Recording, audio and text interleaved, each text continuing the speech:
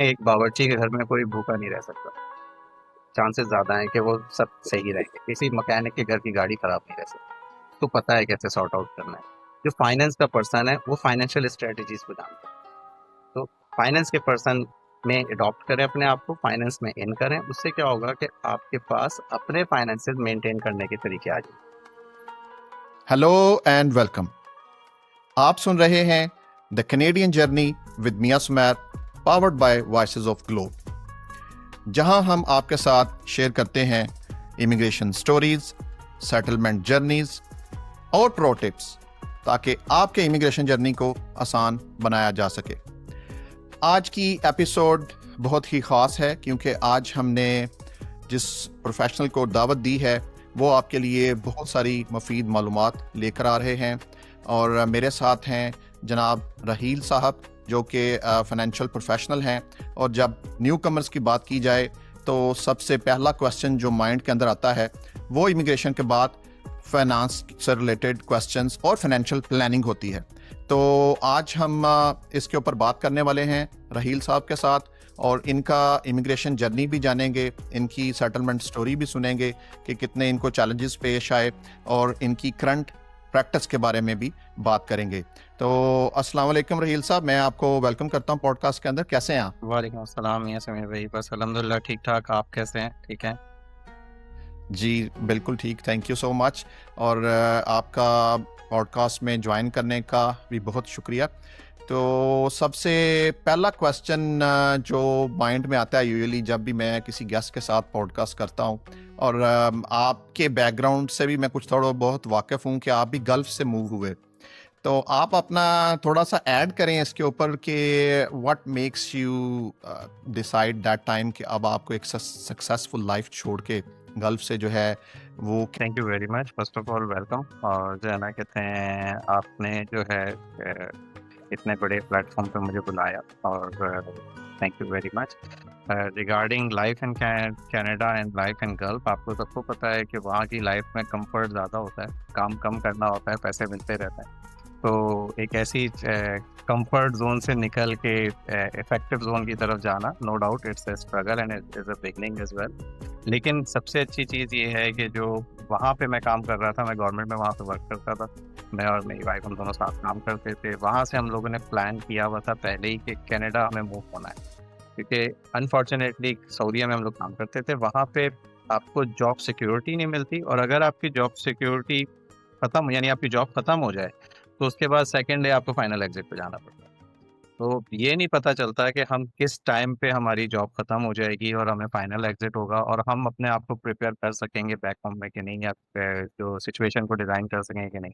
Second thing is this कि मैंने find out किया है कि सऊदीया में जब तक बच्चे छोटे हैं तब तक आप अपग्रेड कर सकते हैं, लेकिन जब बच्चे बड़े होते हैं, उनके स्कूल एज आने लग जाती है, तो आपको कहीं ना कहीं मूव करना है। तो वो हम लोगों ने पहले ही जहन में रखा हुआ था। The good thing is this कि हमारी एक गैदरिंग थी वहाँ पे, एक मेरे बड़े अच्छे दोस्त हैं वो आए हुए थे, तो उन्होंने ऐसे ही जिक्र किया कि मुझे कनाडा का, मेरे एक दोस्त हैं उनसे बात करें कनाडा से रिलेटेड। तो मैंने कहा लाया उनका नंबर दे दिया। नंबर दिया, उसकी वो कॉल मिलाई, उन्होंने बताया हाँ भाई आप लोग जो है पॉइंट सिस्टम में क्वालिफाई कर सकते हैं, आप अप्लाई कर दीजिए। तो मैंने कहा ठीक है, मैं 2 दिन के बाद अप्लाई कर रहा हूँ। तो मेरे दोस्त मुझसे कह रहे थे कि आप यार, तुमने रिसर्च भी नहीं की, सब कुछ भी नहीं किया, तुमने अप्लाई कर दिया, फौरन के फौरन हाँ कर दी। तो मैंने ही कहा कि मैंने कहा देखें, अपने अच्छे मुस्तकबिल के लिए we have to be opportunity grabber, क्योंकि अगर हमने अपॉर्चुनिटीज को नहीं ग्रैब किया तो फिर तो हम पीछे ही रह जाएंगे। और आप लोग, हम लोग, आप बताइए, क्या हम लोग एक अपॉर्चुनिटी को ग्रैब करके ही कनाडा आए ना? वरना तो हम लोग वहीं के वहीं रहते। बिल्कुल बिल्कुल, that's very well said. Right time के ऊपर जो राइट डिसीजन है वो बहुत ज़्यादा मैटर करता है। और आपने भी बहुत सारी, जैसे हम लोगों की भी यही स्टोरीज हैं कि why we move from UAE या दुबई, तो यही एक चीज़ थी कि आप कनाडा को जो है यू कैन कॉल होम, एक प्लेस ऐसी कि जिसे आप घर कह सकते हैं, आप अपने फ्यूचर की और फैमिली की प्लानिंग कर सकते हैं। तो स्पेशली आजकल जो मिडल ईस्ट के सिचुएशन चल रही है वहाँ पे जो हालात हैं, उसमें तो ये और ज़्यादा क्रूशल हो जाती है ये वाली बात। और जो लोग वहाँ पर इस सब में से गुजर रहे हैं, तो चलें अल्लाह उनके लिए भी आसानी करे। और there are opportunities in Canada, there are other countries as well, but we personally feel Canada is one of the best countries in this. राहील भाई चलें हम अपने पहले सेगमेंट की तरफ चलते हैं जो कि इमिग्रेशन के ऊपर है और मैं क्विकली टच करूंगा सेटलमेंट को भी, क्योंकि आज हम ज़्यादा टाइम जो है वो स्पेंड करना चाहते हैं आपकी करंट प्रैक्टिस के ऊपर, बिकॉज मेरे नज़दीक भी आफ्टर इमिग्रेशन सबसे इम्पोर्टेंट जो चीज़ है वो आपकी फाइनेंशियल प्लानिंग है एज अ न्यू कमर। तो हम ज़्यादा से ज़्यादा न्यू कमर्स को मालूमात देने की कोशिश करेंगे। तो क्विकली टच करते हैं आपके इमिग्रेशन स्टोरी के ऊपर और सेटलमेंट जर्नी के ऊपर।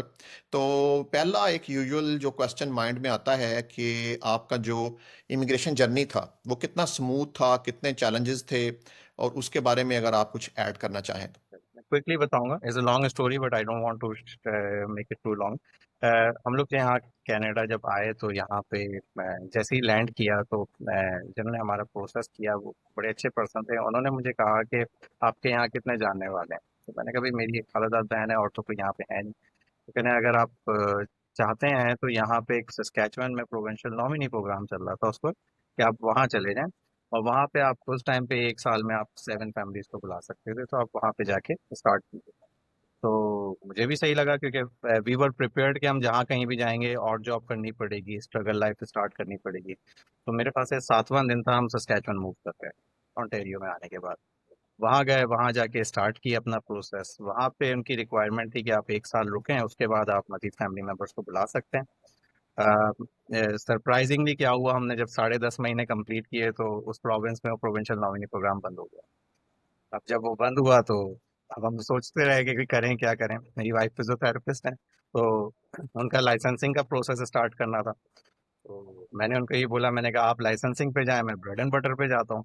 तो इन द बिगनिंग हमने क्या किया कि मेरी पहली जॉब जो थी वो मैक्स में as a Max convention center, जो मैक्स कहेंगे क्या कहते हैं, स्टोर के अंदर एज ए कैशियर थी। तो वहाँ से स्ट्रगल करके स्टार्ट करके अपनी जॉब को शुरू किया। आई डिड एवरीथिंग, जो क्लीनिंग भी है, शेल्फिंग भी है, फ्रंट डेस्क पे भी बैठना है, जो आपकी शुरू की लाइफ है। इसके बाद इसी दौरान मैं रात को मुझे स्टोर क्लोज करना होता था, उस स्टोर को। तो रात को बसें बंद हो जाती थी, तो मैंने एक टैक्सी रखी हुई थी। वो टैक्सी मुझे लेके जाती थी और वो मेरे पूरे दिन के 3 घंटे की पेमेंट लेती थी। मैं 8 घंटे काम करता था, 3 घंटे मैं टैक्सी वाले को देता था। तो जब वो ड्रॉप करते थे फिर उनसे बड़ी अच्छी दोस्ती हो गई, तो उन्होंने मुझे कहा कि आप टैक्सी इंडस्ट्री में आ गए। तो मुझे अच्छा लगा। तो the day I got my taxi license, the same day I got one opening of Max Store franchisee as well। मैंने कहा या तो फ्रेंचाइजी बज़ाहिर बड़ी अच्छी लग रही है, लेकिन मैंने उसकी स्ट्रगल देख ली थी कि आप 3-4 हज़ार बड़ी मुश्किल से कमा रहे हैं उस वक्त।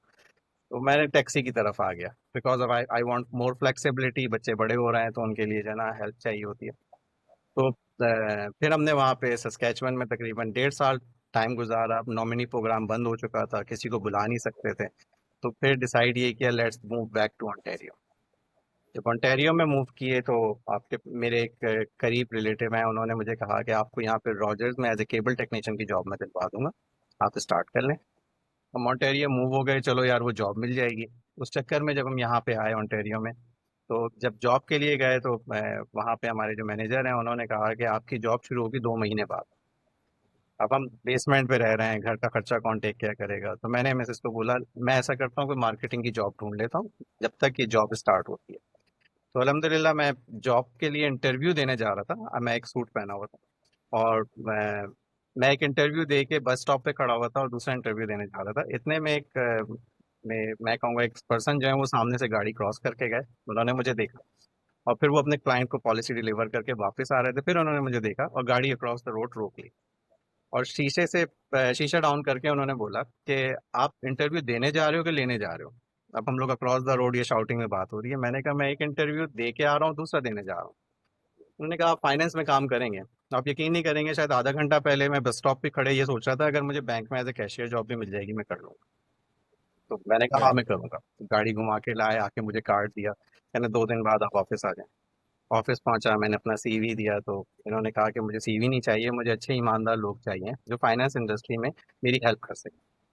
मैंने कहा ठीक है मैं रेडी टू डू, लेकिन जाहिर सी बात है, उन्होंने बताया कि लाइसेंस लेना है, काम करना है, इस दौरान आपके ऊपर फाइनेंशियल स्ट्रेस आएगा, आप ऐसा करें कोई जॉब साथ में कर लें। तो मैंने बताया मेरी 2 महीने बाद जॉब शुरू हो रही है एज ए केबल टेक्नीशियन। तो उन्होंने कहा ठीक है आप वो शुरू करें और साथ में लाइसेंसिंग प्रोसेस शुरू कर दें। अल्हम्दुलिल्लाह वो जो 2 महीने का टाइम था वो अर्ली हो गया, वो 1 महीने के अंदर मैंने जॉब शुरू की। इस दौरान जॉब के साथ साथ अपने बिजनेस को बिल्ड करना शुरू किया, लाइसेंस लिया, अपग्रेड किया। तो इस वक्त अल्हम्दुलिल्लाह यूएसए, कनाडा, ऑल ओवर हम लोग के एजेंट्स हैं जो मेरे अंडर काम कर रहे हैं, और तकरीबन 3 प्रोविंसेस में मेरे अपने पर्सनल लाइसेंस हैं और मेरे एजेंट्स के भी लाइसेंस हैं। तो जो पहले सोच नहीं सकते थे वो अब मिल गया है। और मैं सबको ये कहूँगा कि this is the step, step by step आपको आगे जाना है। आप पहली बार एक बड़ी छलांग नहीं लगा सकते, और जो पहली बार छलांग लगाने की कोशिश करता है उसको तकलीफ भी ज़्यादा हो सकती है, चोट भी ज़्यादा लग सकती है। तो this is a process, and अपनी एक स्टोरी से मुझे खुद मैंने सीखा ये है कि एक टाइम मुकर्रर है आपके लिए आपकी सक्सेस का, but you have to go to that time. आपको उस तरफ जाना पड़ेगा, घर पे बैठे बैठे वो टाइम नहीं आता। बिल्कुल, बिल्कुल। ये बड़ी ज़बरदस्त आपने अपनी स्टोरी जो है वो जर्नी शेयर की, और न्यू कमर्स के लिए और जो लोग सोच रहे हैं इमिग्रेशन के बारे में या कनाडा आने के बारे में, तो एक कॉन्सेप्ट ये भी होता है कि लोग सोचते हैं कि शायद कनाडा में या किसी भी और कंट्री के अंदर दरख्तों पे पैसे लगे हुए हैं और ये कोई बहुत आसान चीज़ है। तो उनके लिए ये एक फूलों की सेज नहीं है, ये it comes with lot of challenges. लेकिन हम ये भी नहीं कहते कि ये कुछ भी नामुमकिन है। आई जस्ट यूज टू से कि अगर आप किसी भी कंट्री की जैसे कनाडा की इमिग्रेशन ले सकते हैं, ये लाइफ चेंजिंग एक स्टेप होता है। तो अगर आप ये कर सकते हैं तो आप सेटल भी हो सकते हैं। इसके लिए सिर्फ आपको डेडिकेशन, मोटिवेशन और एक अच्छी एडवाइस चाहिए, जो कि हम देने की कोशिश कर रहे हैं with the help of this platform, के आप जैसे जो आज सक्सेसफुल लोग हैं वो अपनी जर्नी लोगों के साथ शेयर करें कि किस तरह से उन्होंने चैलेंजेस पे काबू पाया। तो आपने बहुत सारी प्रो टिप्स जो शेयर की, और उसमें से आई गेस कि एक जो थी वो कंसिस्टेंसी और नेटवर्किंग। नेटवर्किंग जो है वो कनाडा में बहुत ज़रूरी है। तो आप भी अगर न्यू कमर को बताना चाहें इसके ऊपर कि नेटवर्किंग जो है वो एज अ न्यू कमर जो है वो क्यों इम्पोर्टेंट है, और ये कि आपके लिए क्या क्या दरवाजे किस तरह के खोल सकती है। जबरदस्त सर। आई न्यू कमर के लिए जो आपने सवाल पूछा है, दैट्स वेरी पावरफुल सवाल, बहुत पावरफुल क्वेश्चन है। लेकिन मैं एक चीज़ ये बताना चाहूँगा कि जब आप कहीं पे भी कोई नई नई जगह पे जाते हैं, नए प्रोफेशन में जाते हैं, नए नई चीज़ को अपनाने की कोशिश कर रहे होते हैं, तो आपके पास दो ऑप्शन होते हैं, या तो आप एक्सपेरिमेंट पे चले जाएं और या फिर एक्सपीरियंस पे चले जाएं। और networking is one of the best tool for the getting the maximum experience, क्योंकि आप बहुत सारे लोगों के बहुत सारे फीडबैक एब्जॉर्ब कर सकते हैं। करना आपको वही है जो आपको खुद करना है, जो आपके माइंड में है। पर आपके पास बिकॉज ऑफ द फीडबैक आपको प्रिकॉशंस मिल जाते हैं कि किस चीज़ से बचना है, किस चीज़ से बचना है, किस चीज़ से बचना है, एंड देन उसको आप फिर अपने तरीके से डिज़ाइन करते हैं।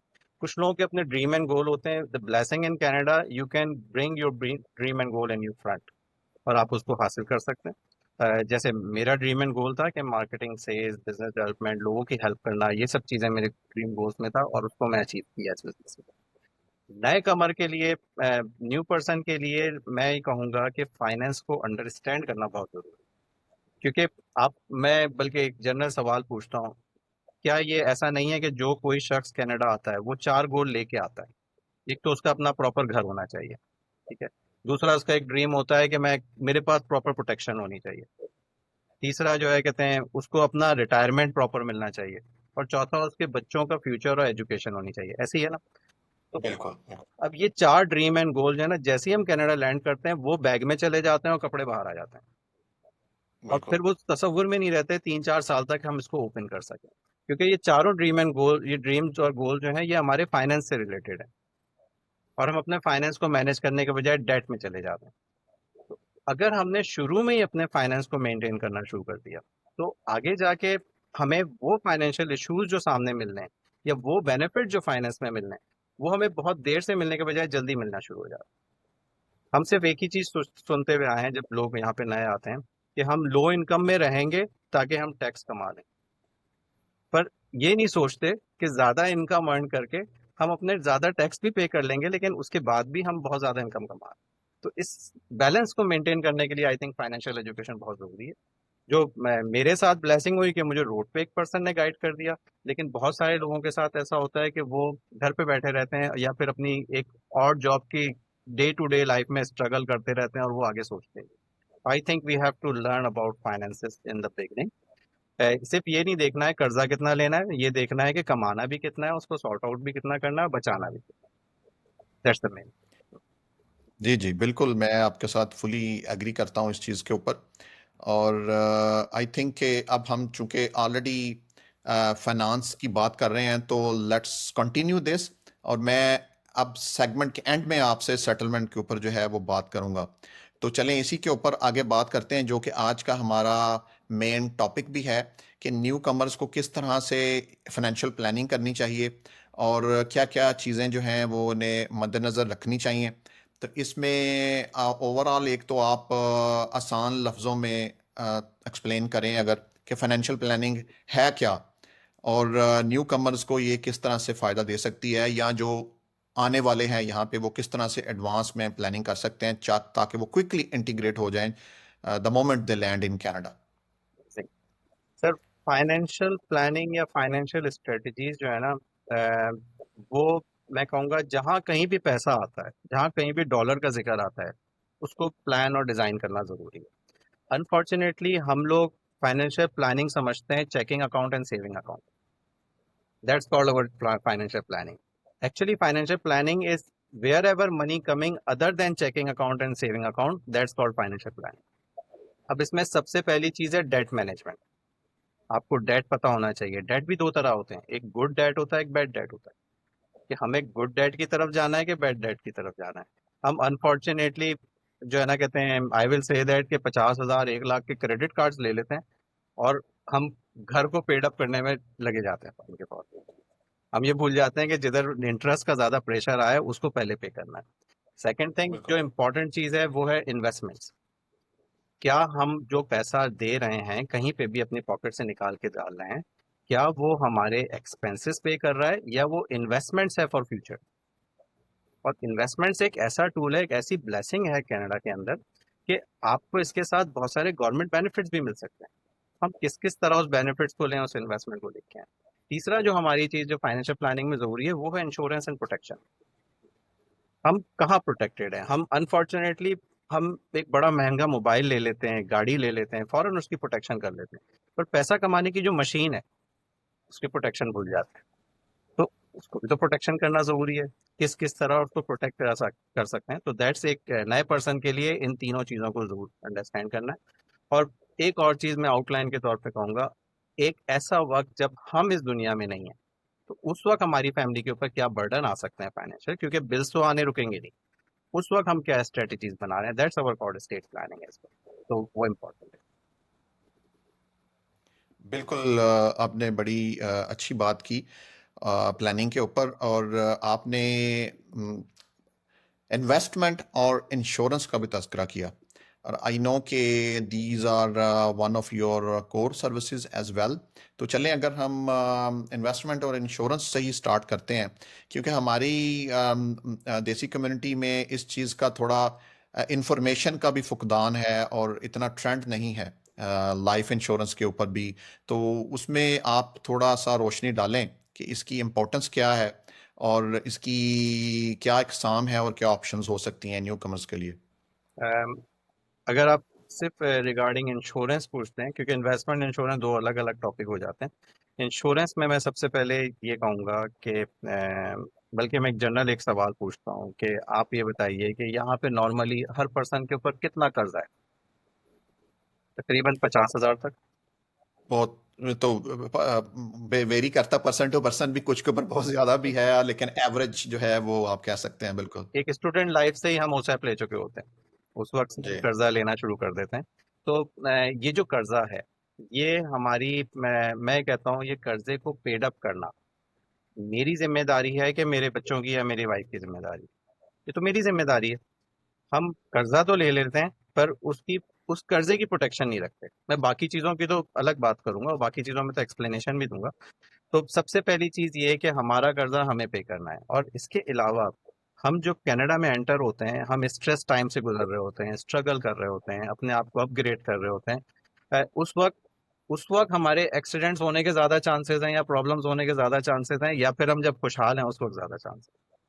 तो प्रॉब्लम लाइफ में हमारे पास प्रॉब्लम्स भी बहुत सारी आती हैं। एक सिंपल सी मिसाल है, आप देखें घर की मूविंग कर रहे होते हैं तो इंसान ये भी भूल जाता है बार दफा कि रेड लाइट पे रुकना है कि नहीं। एक छोटा सा स्ट्रेस है घर की मूव, पर उस वक्त बाकी चीजों को, जनरल सराउंडिंग को भूल जाते हैं, तो हम रिस्क के ऊपर आ जाते हैं। तो 4 ऐसी चीजें हैं जो हमें अपनी प्रोटेक्ट करनी है। सबसे पहली चीज, इसे हम डाइम मेथड कहते हैं। इसमें D is for debt, I is for income, M is for mortgage and E is for education expenses. अब मैं एक जनरल सवाल पूछूं कि देखें, डेट अपनी इनकम को, हमारे मॉर्गेज के अखराजात को, और हमारे बच्चों की तालीम और हमारे अपनी तालीम के अखराजात, ये किसकी जिम्मेदारी है? हमें पे करना है या हमारे बच्चों से कहना है बेटा मेरे जाने के बाद तुम ही पे करते रहना? ऑफ कोर्स हमें हमारी जिम्मेदारी। हमारी जिम्मेदारी है। तो हम ये सारी की सारी चीजें, या ये जो सारा कर्जा है, क्या हम ये 1 साल में पे कर सकते हैं? पॉसिबल नहीं। हम 10 साल या 5 साल में भी बड़ी मुश्किल से पे कर पाते हैं, जितना हम कर्जा लेके बैठ जाते हैं। लेकिन हमारी जिंदगी कितनी कंट्रोल में? 1 सेकंड भी नहीं। तो क्यों ना जब हमारी जिंदगी की किताब बंद हो तो उसके ऊपर एक स्टैंप लगाओ, पेड। पे करके जा रहा है, जो अपनी जिम्मेदारी पे करके जा रहा है। तो that's our more, I will say that it's our responsibility to protect our DIME method, कि अपने डेट को, अपनी इनकम को, अपनी मॉर्गेज को और अपने बच्चों की एजुकेशन, अपने एजुकेशन के अखराजात को पे करके गए। अब इसके बाद मैं आगे की फ्यूचर स्ट्रेटजीज कर सकूँ। और एक और चीज, एक जनरल साइकोलॉजी है। आप बताएं, जब हम पे प्रेशर कर्जे का होगा तो हम आगे कितने अच्छी डिजाइन कर सकते हैं अपने फ्यूचर को? बहुत डिफिकल्ट हो जाएगा, क्योंकि पहले ही एक प्रेशर लिया हुआ है। तो क्यों यस मैं हूँ। तो क्यों ना इस प्रेशर को हटा के एक जगह डॉक्यूमेंटेड रख के अब अपने next future plan, goal, business strategies, whatever it is in coming in the mind, उसको डिजाइन कर सकते हैं। That's our main goal. तो dime method is very important regarding insurance. मेरे ख्याल से इसका आंसर क्लियर हो गया होगा। जी जी बिल्कुल। तो चलें इसके साथ ही हम एक और क्वेश्चन जोड़ लेते हैं जो इंश्योरेंस से रिलेटेड है, फिर इन्वेस्टमेंट के ऊपर बाद में बात करते हैं। इंश्योरेंस में अगर हम बात करें तो लाइफ इंश्योरेंस की अगर आप बात करें तो उसकी क्विकली अगर आप इकसाम न्यू कमर्स के पॉइंट ऑफ व्यू से अगेन बताएं कि वो क्या क्या हो सकती हैं और किस तरह से स्टार्ट कर सकते हैं। देखें, बहुत जबरदस्त सवाल है और मैं इसको एक सिंपल लाइफ से कनेक्ट करता हूँ। कनाडा में हम जब भी आते हैं तो 2 तरह से रहते हैं, या तो किराए पे रहते हैं या अपना घर लेते हैं। जब नया पर्सन आता है तो क्या करता है? वो किराए पे ही रहता है, बेसमेंट कोई ले लेता है, अपने आप को एडजस्ट करता है। इंश्योरेंस भी इसी तरह ही है। अब जैसे एक सिंपल सी मिसाल मैं देता हूँ कि हम किराए के घर में रह रहे हैं, हम एक किराया पे कर रहे हैं किसी को। क्या हम उस घर में अपनी पसंद से 100 साल रह सकते हैं? नहीं रह सकते। क्या हम उसमें जो भी पे कर रहे हैं, क्या हमारी पेमेंट से कोई इक्विटी बन रही है? वो भी नहीं बन रही। सेकंड थिंग, क्या हम जो है कहते हैं उसमें से कोई लोन ले सकते हैं? That's not possible. कुछ कैश ले सकते हैं? नहीं, वो तो हमने किराया दे दिया है। अमीर कौन हुए? हमारे मालिक मकान साहब हो गए। लेकिन हमने, ये कनाडा की लाइफ है और मेरे ख्याल से आप भी इस पे एग्री करेंगे, कुछ अरसे के बाद हम कहते हैं यार अब किराए से अब अपने घर पे आ जाते हैं। जो हमारा एक ड्रीम जी गोल था, सबसे पहला गोल ही यही था कि घर लेना है। जब अपने घर पे आते हैं तो हम 100 साल भी रह सकते हैं। हम उस घर के अंदर अपनी इक्विटी भी बना रहे हैं। हमें कुछ कर्जा लेना है तो home equity line of credit भी ले सकते हैं, और अगर हमें कुछ कैश आउट करना है तो अपने घर को रेंट आउट भी कर सकते हैं, चाहे बेसमेंट या कोई कमरा। तो इन दी एंड लाइफ इंश्योरेंस भी इसी तरह ही है। एक इंश्योरेंस किराए की होती है जिसे हम टर्म इंश्योरेंस कहते हैं, जो सस्ती होती है, जो हमें बेसिक प्रोटेक्शन दे देती है, पर उसमें अमीर हम नहीं हो रहे होते, हमें उसमें पैसा कमाने के लिए मरना पड़ेगा। और दूसरी परमानेंट होती है। परमानेंट में आपको कैश वैल्यू मिल जाती है। अब आपकी मर्जी है कि आप उसको फंड से कैश आउट करें, डिविडेंड से करें, वो यूनिवर्सल लाइफ और होल लाइफ उसकी टाइप होती है। तो हमेशा इन द बिगनिंग, क्योंकि हम पे बजट का स्ट्रेस होता है, आई रेकमेंड हमें एक बेसिक अमाउंट की टर्म इंश्योरेंस रखनी चाहिए। लेकिन जब कुछ अरसे के बाद जैसे ही हम तरक्की करते जाएं, अपग्रेड करते जाएं, या हम आए कनाडा में अमीर होने के लिए तो अमीर होते चले जाएं, तो अपने बजट के कुछ हिस्से के हिसाब से उसको अपने परमानेंट में लेके जाएं, यानी घर जिस तरह बाय करते हैं इस तरह ओन करना शुरू कर दें। फिर उसमें कैश वैल्यू जनरेट होती है, तो कुछ अरसे के बाद जो आप पे करते हैं, 15 20 25 साल के बाद आपको उसका कैश वापस मिल जाता है। आप उसको कैंसिल कराना है तो खत्म करा दें, और अगर लाइफ टाइम के लिए रखना है तो वो 10 गुना ज्यादा भी ग्रो हो सकता है। तो यहाँ पे बड़ी इंपॉर्टेंट चीज है एडवाइजर, एजेंट।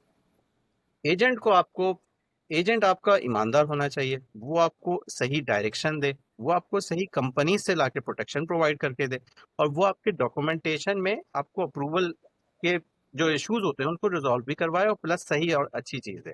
क्योंकि अनफॉर्चुनेटली हम जब लाइफ इंश्योरेंस ले रहे होते हैं तो हम ये सोचते हैं कि हमारा प्रीमियम कितना होगा। पर आप ये बताइए, प्रीमियम ज्यादा इंपॉर्टेंट है कि क्लेम? क्लेम। क्लेम ज्यादा इंपॉर्टेंट है। और बहुत सारे एजेंट वो सिर्फ अपना कमीशन कमाने के चक्कर में एक सादी सी पॉलिसी अप्रूव करवा के दे देते हैं। अल्लाह ना करे कभी ऐसी प्रॉब्लम आई कि क्लेम का आया और डॉक्यूमेंट ओपन हुआ, उस टाइम पे वो जो बताया गया वो गलत निकला, तो आप बताइए इंश्योरेंस कंपनी तो डिक्लाइन कर देगी फौरन। तो हम जिसके लिए, मैं सबको ये कहता हूँ कि as an advisor, as a insurance agent, हमें वो सोचना है उस फैमिली के बच्चों के लिए जो हम अपने बच्चों के लिए सोचें, उनके फ्यूचर के लिए जो हम अपने फ्यूचर के लिए सोचें। तो एक ऑनेस्टी इसमें बहुत जरूरी है। और एक सादा अल्फाज है कि जेब और दिल एक ही जगह पे है। भरना क्या है ये हमें सोचना है। जेब भर लें तो दिल नहीं भरेगा, दिल भर लें तो कोई बात नहीं, जेब भरती रहेगी खुद को। बिल्कुल सही कह रहे हैं। जिस तरह कनाडा आने के लिए आपको एक राइट इमिग्रेशन कंसल्टेंट की ज़रूरत है कि जो सही एडवाइस दे, इसी तरह फाइनेंशियल प्लानिंग के लिए भी एक ऑनेस्ट और स्ट्रेट फॉरवर्ड बंदे की आपको ज़रूरत है, ऐसे ही। जो आपकी हेल्प कर सके इसमें। तो इसमें इंश्योरेंस के ऊपर तो आई गेस कि हम बात करते जाएं तो पॉडकास्ट हमारा बहुत लंबा हो जाएगा। मे बी कि हम एक और डेडिकेटेड जो है वो एपिसोड करेंगे मोर डिटेल डिफरेंट टाइप्स के ऊपर। तो नेक्स्ट चल मूव करते हैं इन्वेस्टमेंट ऑप्शंस के ऊपर। तो इन्वेस्टमेंट ऑप्शंस में क्या क्या ऑप्शंस हैं, specially new Qamar point of view से अगेन? बहुत सर ग्रेट क्वेश्चन। देखें, सबसे अच्छी चीज़ ये है कि गवर्नमेंट कनाडा में हम लोग और कनाडा की तरफ से बहुत सारी ऐसी गवर्नमेंट स्ट्रेटजीज हैं या रजिस्टर्ड प्लान हैं जो हमें बहुत बेनिफिट देते हैं। जैसे RESP है, एजुकेशन सेविंग प्लान है। आप देखें, हम कुछ भी पैसा डालें गवर्नमेंट उस पर 20% देती है। तो मैं सबको ये कहता हूँ, आप बताएं कौन सी ऐसी इन्वेस्टमेंट्स है जिसमें आपको हर महीने 20% का मुनाफा हो रहा है। कोई ऐसी इन्वेस्टमेंट नहीं है। इसके लिए तो बहुत स्ट्रगल करनी पड़ती है और वो बच्चों की तालीम के लिए दे रहा है। तो हर फैमिली वाला पर्सन, हर बच्चों वाला पर्सन जो है उसको चाहिए कि अपने बच्चों की RESP जरूर ले, अच्छी जगह से ले। यहाँ पे भी बहुत सारी कंपनीज ऐसी हैं जो हिडन चार्जेस और फीस के नाम पे बहुत सारा पैसा खा लेते हैं और सिर्फ एजेंट्स कमा के चला जाता है और कंपनी कमा के चली जाती है। यहाँ पे ऑनेस्ट एडवाइजर हो, जितनी रजिस्टर्ड प्लान है ये नो फीस और लो फीस पे भी वर्क कर सकते हैं। सिर्फ उसमें एजेंट कम कमाएगा लेकिन जो क्लाइंट है उसकी मेहनत का पैसा जाया नहीं होगा। इसके अलावा हमारे पास रजिस्टर्ड डिसेबिलिटी सेविंग प्लान है, जो डिसेबल्ड लोग हैं, डिसेबल्ड बच्चे हैं, उनके लिए एक प्लान है। गवर्नमेंट इसमें 100% से 300% डालती है एक्स्ट्रा पैसा। इसके अलावा FHSA, first home saving account है। न्यू कमर को सबसे पहला ड्रीम घर बाय करना है, लेकिन उसने उसको डिजाइन नहीं किया। अभी से ही सेविंग करना शुरू कर दे ताकि घर बाय करते हुए उस पैसे को निकाले, टैक्स फ्री निकाले और उसको यूज करे। इसके अलावा टैक्स फ्री सेविंग अकाउंट है, लिमिट है, उस लिमिट पे कमाएं, पैसे को ग्रो करें। जब उसको ग्रो करेंगे तो आपके पास, जब आप विड्रॉ करेंगे तो आप गवर्नमेंट आपसे कोई टैक्स नहीं लेगी। तो लिमिट के अंदर आप उसको ग्रो कर सकते हैं। आप मैं एक और ये सवाल पूछता हूँ कि जो हमारा, जब हमने टैक्स बचा लिया तो इसका मतलब है कमा लिया, तो क्यों ना उस पैसे को अच्छी जगह आप ग्रो करें और उसको कंप्लीट करें। लोग टैक्स फ्री सेविंग अकाउंट को समझते हैं कि एक सेविंग अकाउंट है, ये एक इन्वेस्टमेंट अकाउंट है। और इन्वेस्टमेंट आप उसको अच्छे तरीके से हलाल इन्वेस्टमेंट में पैसा डालें ताकि it can compound more and more और आपको इस पे बेनिफिट मिले। RRSP है, रिटायरमेंट प्लान है। लीरा होते हैं, ये सब के सब रिटायरमेंट प्लान है सारे किस्म के। अगर आपके पास लिमिट से ज्यादा पैसा है जो इन्वेस्टमेंट्स के लिए अवेलेबल है, नॉन रजिस्टर्ड इन्वेस्टमेंट्स करें। नॉन रजिस्टर्ड न्यू कमर के लिए थोड़ा मुश्किल होता है, लेकिन बहुत सारे लोग पैसा लेके आते हैं और वो चेकिंग में छोड़ देते हैं। मैं एक सवाल पूछूं, आप ये बताइए क्या चेकिंग में पड़ा पैसा क्या कर रहा है? कुछ भी नहीं। कुछ भी नहीं। एक चेकिंग में पड़ा पैसा और जेल में पड़ा इंसान बराबर है। उसको 10 साल बाद बाहर निकालेंगे, सब कुछ चेंज हो चुका होगा और वही से बैक होम, वो बैक हुआ होगा। तो हम ये कहते हैं कि जब वो पैसा चेकिंग में पड़ा है, जैसे हम घर से बाहर जाते हैं पैसा कमा के लाते हैं, क्यों ना हमारे पैसे से कहें जाओ पैसा हमारे लिए कमा के लाओ, और वो हमारे बिल्स को पे करना शुरू करे। तो ये जो स्ट्रेटेजीज होती हैं इन्वेस्टमेंट में, दैट्स वेरी पावरफुल। एक और चीज मैं पूछना चाहूंगा, आप ये बताइए हम कितने बिल पे करते हैं यहाँ कनाडा के? एक लंबी लिस्ट है। बहुत लंबी लिस्ट है, यानी जितने भी बिल पे कर रहे हैं, और शुरू हो जाती है हमारी गाड़ी के इंश्योरेंस से शुरू होती है वो। उसके अलावा जो है ना, कहते हैं अपने टेलीफोन, सेल फोन बिल, बिजली के, गैस के, पानी के, रेंट, मॉर्गेज, ये सब पे कर रहे हैं। अच्छा, क्या ये सारे बिल्स हम डिसिप्लिन से पे करते हैं? कोशिश तो यही होती है। अच्छा, अगर डिसिप्लिन मिस किया तो एक फोर्स आने लग जाती है, फोन कॉल आने लग जाती है, घर में लड़ाइयाँ होने लग जाती हैं। डिसिप्लिन भी हमारा यूज हो रहा है, फोर्स भी हमारी यूज हो रही है। अमीर कौन हो रहा है? वो कंपनीज हो वो रही है। कंपनी ठीक वो है, पे कर रहे हैं। हम इनको पे कर रहे हैं। अब हम क्यों ना एक ऐसा बिल बना लें अपने लिए जो हमें अमीर करना शुरू कर दे। That's called saving. एक सेविंग अकाउंट्स रखें जो आपके पैसे को कंपाउंडिंग में जाए, जो इन्वेस्ट करे और वो आगे जाके बिल को पे करे। मेरे पास बहुत सारी ऐसी एग्जांपल्स है। मेरी पर्सनल एग्जांपल है कि हमने भी अपने पैसे को एक जगह रख के सेविंग करना शुरू कर दिया। अब उस पैसे से हम अपने बिल्स को पे करते हैं। अब मैं सुबह उठ के उस बिल के लिए एफर्ट नहीं करूंगा क्योंकि वो मेरी इन्वेस्टमेंट पे कर रही है। मैं उस बिल के लिए एफर्ट करूंगा जो मैं खुद पे करना है। तो इस तरह आपकी डिस्ट्रीब्यूशन हो जाती है और आगे जाके आप अपने पैसे को कंपाउंडिंग में लेके जा सकते हैं। तो दैट्स वेरी पावरफुल कि go for the registered account और गवर्नमेंट के रजिस्टर्ड अकाउंट से बेनिफिट लें। अगेन, इसमें एडवाइजर का बहुत बड़ा रोल है। वो वो उसको भी खुद कम कमाना है और क्लाइंट को वो चीज ला के दे जिसमें उस क्लाइंट को मैक्सिमम बेनिफिट दिया जाए। क्योंकि गवर्नमेंट और कंपनीज गरीब नहीं होंगी, क्लाइंट गरीब हो सकता है, तो उसको गुर्बत से बचाना है। दैट्स अवर वे। बिल्कुल, बिल्कुल आपने सही कहा और मेरे लिए टेक अवे एक बड़ा इम्पोर्टेंट चीज़ आपने कही है कि सेल्फ डिसिप्लिन, कि अगर हम डिसिप्लिन के साथ वो सारे काम कर रहे हैं, रूल्स एंड रेगुलेशन फॉलो कर रहे हैं, पेमेंट्स कर रहे हैं। और अक्सर न्यू कमर्स से आपको ये सुनने को मिलता है कि जब फाइनेंशियल प्लानिंग की बात आती है, ओ जी हम ऑलरेडी इतने बिल्स पे कर रहे हैं और उसके लिए हमारे पास रूम ही नहीं बचा कि हम ये इन्वेस्टमेंट करें या लाइफ इंश्योरेंस लेकर आए। लेकिन आपने उसको बड़ा अच्छा एड्रेस किया कि सेल्फ डिसिप्लिन, और उसमें अगर आप अपने आप को भी इंक्लूड कर लें तो रूम कुछ ना कुछ बन जाता है, और ये अल्टीमेटली आपको ही फायदा देगा, कल को ये किसी और को फायदा नहीं देगा। अमेजिंग। बिल्कुल बिल्कुल। तो ये एक बड़ी अच्छी डिस्कशन थी हमारी इन्वेस्टमेंट के ऊपर। तो नेक्स्ट एक बड़ी इंपॉर्टेंट चीज़ मेरे अपने माइंड के अंदर भी है और मैं उसमें आपसे क्लैरिफिकेशन भी लेना चाहता हूँ from newcomer perspective as well. Canada में विल का कॉन्सेप्ट है, और ख़ास तौर पे अब हमारी कम्युनिटी में भी थोड़ा सा ग्रो कर रहा है, लेकिन इतनी अवेयरनेस अभी भी नहीं है। तो इसके ऊपर थोड़ी सी जो है वो गाइडेंस दें कि ये विल का जो कॉन्सेप्ट है ये क्या है और ये क्यों इम्पोर्टेंस रखता है कनाडा में। Thank you very much sir. Will जो है ना, मैं कहूँगा कि not only in Canada, overall religiously भी हमें बोला गया है कि विल को बनाया जाए, विल को अप टू डेट रखा जाए। विल एक्चुअली बहुत सारे लोग ये समझते हैं कि विल जो है हमें गवर्नमेंट के टैक्स से बचा लेगी या गवर्नमेंट के पैसे से बचा लेगी। विल यहाँ पे दो तीन चीज़ों से बचा सकती है। सबसे पहली चीज़ ये कि अगर मैं एक स्टेट लॉ के हिसाब से बात करूंगा कि हम पे अगर हम ये दुनिया को छोड़ के जाते हैं तो हमारे बच्चों के ऊपर स्टेट और प्रोबेट टैक्स आता है।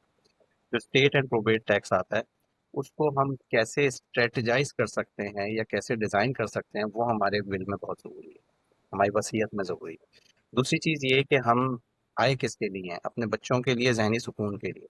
और अगर हमने प्रॉपर विल नहीं बनाई तो जहनी स्ट्रेस बन सकता है। और वो किस तरह बन सकता है?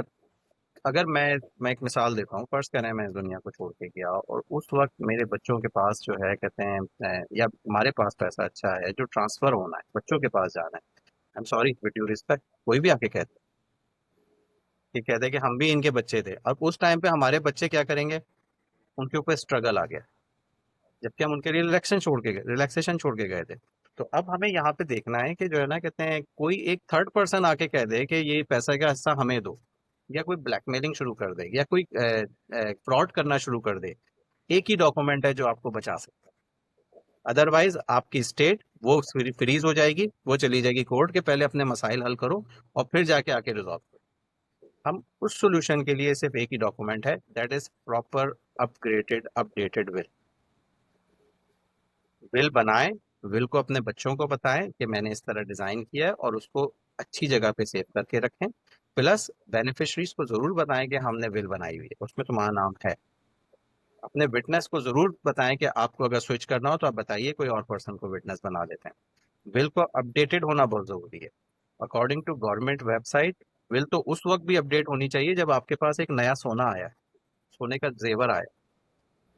तो इधर तो हम विल क्या करते हैं, बच्चे बड़े हो जाते हैं, उनके बच्चे हो जाते हैं, हमने कहते हैं आज से 30 साल पहले हमने जो विल बनाई थी वही चल रही है।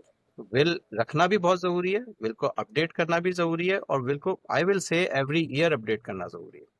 तो अलहमदिल्ला हमारे पास कुछ ऐसी कंपनीज हैं जो आपको फ्री एक्सेस देती हैं, आप अपने विल को हमेशा अपडेट करें। But remember, because this is professional and legal advice, अच्छे अच्छे प्रोफेशनल लॉयर्स के साथ इन टच रहें जो आपके विल को रिव्यू करें।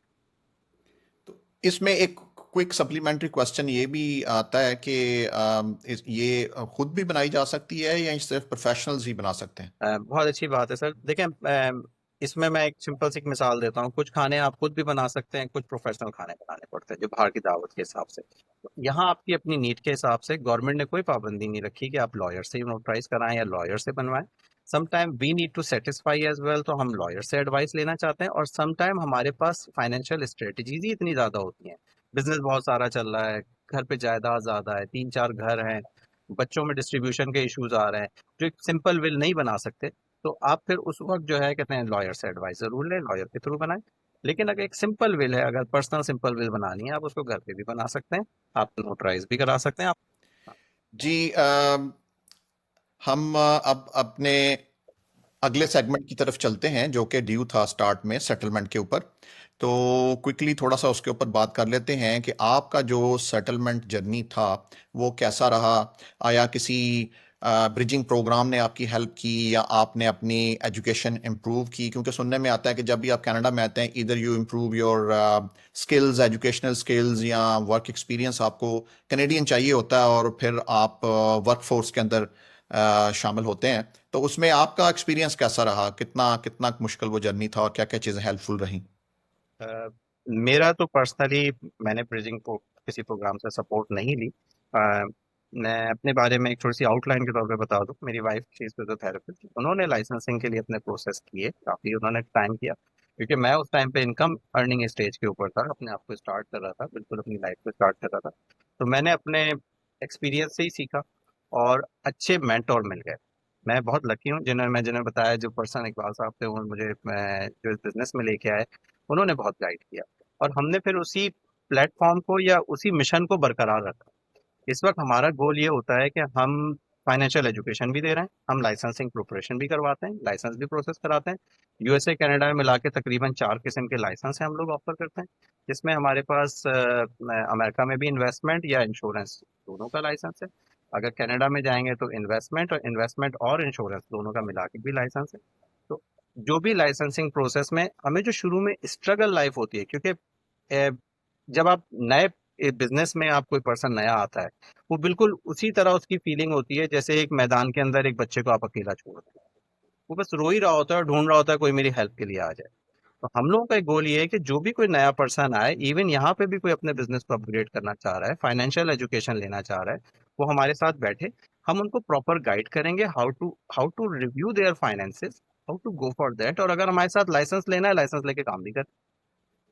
ये एक बहुत बड़ी अपॉर्चुनिटी है जो हर एक को नहीं मिलती, कि वो अपने घर से भी बैठ के काम कर सकता है, ऑफिस में भी जाके काम कर सकता है, अक्रॉस दी प्रोविंस भी काम कर सकता है, एंड अक्रॉस दी बॉर्डर भी अपग्रेड कर सकता है अपने बिजनेस, जो आई थिंक बहुत सारी फाइनेंशियल गोल्स नहीं प्रोवाइड करते। तो हम ये कहते हैं कि just keep in touch, discuss करें। हो सकता है कि कुछ ऐसी चीजें हैं जो हमारी क्लियर पिक्चर आपको नहीं नजर आ रही है, जो हमें नजर आ रही है, we can sort out that. बिल्कुल, बिल्कुल। बिल्कुल सही बात की आपने। तो रहील भाई, आपका बहुत बहुत शुक्रिया आज हमारे साथ शामिल होने के लिए, और तमाम सुनने वालों के लिए और देखने वालों के लिए भी, कि पैसा कमाना सिर्फ काफ़ी काफ़ी नहीं है कहीं पर भी, नॉट ओनली इन कनाडा, बल्कि ज़्यादा ज़रूरी है उसे प्रोटेक्ट करना और उसे एक तरीके से मैनेज करना। तो उसके लिए आपको एक अच्छे एक्सपर्ट की जो है वो मदद दरकार होती है, जैसे रहील साहब हैं। तो अगर लोग आपसे कांटेक्ट करना चाहें तो किस तरह से कर सकते हैं? Thank you sir. मैं फर्स्ट ऑफ ऑल अगेन मैं आपसे कहूँगा, आपका बहुत बहुत शुक्रिया जो इस इनविटेशन का। और मुझे शुरू से ही, जिस दिन से आपसे मुलाकात हुई है, उस दिन से आप मुझे बहुत पसंद है। माशाल्लाह, आपका वे, आपकी आपकी बातों में ही मिठास है। तो ये तो मैं शुरू में कहना चाहिए। हाँ, लेकिन जो है ना कहते हैं, मैं अभी भी कहूँगा कि मैं आपकी सोच, I can say that your eyes is very bright, कि जो है ना कहते हैं वो बहुत इफेक्टिव रिजल्ट देते हैं। मैं एक और चीज regarding, before telling my number, मैं सबको एक और चीज भी डिस्कस करता हूँ। मैं कहता हूँ, देखें, एक बावर्ची के घर में कोई भूखा नहीं रह सकता। चांसेस ज्यादा है कि वो सब सही रहेंगे, किसी मैकेनिक के घर की गाड़ी खराब नहीं रह सकती। तो पता है कैसे सॉर्ट आउट करना है। जो फाइनेंस का पर्सन है, वो फाइनेंशियल स्ट्रेटजीज को जानता है। तो फाइनेंस के पर्सन में अडॉप्ट करें अपने आप को, फाइनेंस में इन करें, उससे क्या होगा कि आपके पास अपने फाइनेंसेस मेंटेन करने के तरीके आ जाएंगे। सिर्फ घर खरीदना और बेचना इज नॉट द फाइनेंस, असल डेट मैनेजमेंट है जिसको जहन में रखना है। तो इसके लिए we are here to help as well. मेरा नंबर जो है, आप मेरा पर्सनल नंबर नोट कर लीजिएगा, दैट इज 905-867-7196। आप जो है, मैं दोबारा रिपीट कर देता हूँ, 905-867-7196। आप मुझे पर्सनल टेक्स्ट मैसेज कीजिएगा। मैं एक रिक्वेस्ट करूंगा, व्हाट्सएप करेंगे तो बहुत नीचे चला जाएगा, लेकिन पर्सनल टेक्स्ट मैसेज करेंगे तो जल्दी रिस्पॉन्स कर देंगे। और किसी भी किस्म के कोई कोई चीज़ को डिस्कस करना है, किसी इश्यूज को डिस्कस करना है, कोई सॉल्यूशन फाइंड करना है, feel free to call me. हम मीटिंग्स के, सिटिंग करने के, कंसल्टेशन के कोई पैसे चार्ज नहीं करते, क्योंकि हम नहीं चाहते कि भाई ऐसा कोई मीटर चले जो फजूल में बर्डन बन जाए हमारे लोगों को और लोग खुल के डिस्कस ना कर सकें। तो we are here to help our people, we are here to help our community. एक और चीज़, जो हम देसी कम्युनिटी हैं, हम लोग जिस पार्ट से आए हैं वो बड़ी शाय कम्युनिटी है, और उस शाइनेस के चक्कर में हम ओपनली टॉक नहीं कर पाते। तो मैं सबसे रिक्वेस्ट करता हूँ, please never shy, we are financial doctors. हमारा मकसद है कि अपने फाइनेंस के इशूज को सॉर्ट आउट करना, ओपिनियन दे देना, रिजल्ट बता देना, डिसीजन आप लोग को लेना। जी, तो वेरी वेरी वेल सेड राहील भाई। अवेयरनेस एंड एम्पावरमेंट, और I would say financial empowerment is very important.